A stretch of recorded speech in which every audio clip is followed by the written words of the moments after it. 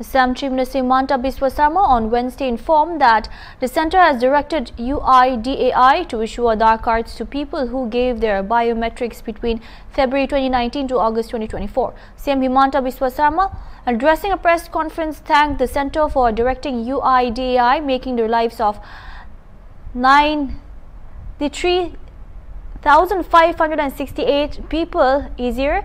He further informed that the state government has been working for the past 2 years to ensure the release of the Aadhaar card to the people. The centre has stopped issuing the Aadhaar cards to people amid the implementation of CAA and NRC in the state.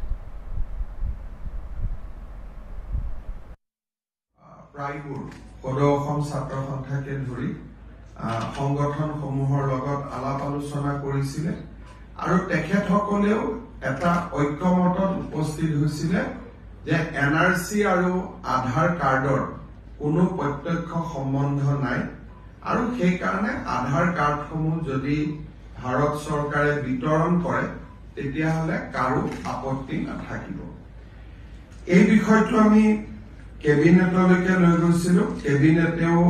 Cabinet sub কমিটিটোৰ যেটো ফাইন্ডিংছ আছিল তাক তেখেতসকলে কেবিনেটেও সমৰ্থন কৰিছিল আৰু ভাৰত চৰকাৰৰ লগত এই বিষয়ে আমি যোৱা 2 বছৰ ধৰি যোগাযোগ কৰি আছিলো যে আধাৰ কাৰ্ডখিনি খুলি দিব লাগে। মানুহৰ ৰেচন কাৰ্ডৰ পৰা স্কলাৰশ্বিপ বিভিন্ন ক্ষেত্ৰত অসুবিধা হৈছে।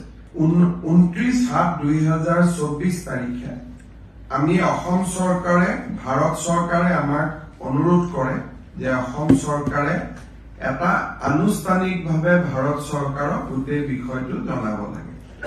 আমি ভাৰত চৰকাৰক 19/7/2024 এটা ফৰ্মেল প্ৰপ'জেল দিওঁ যে এই 9,35,682 জন ব্যক্তিক আধাৰ কাৰ্ডসমূহ মুকলি কৰি দিব লাগে।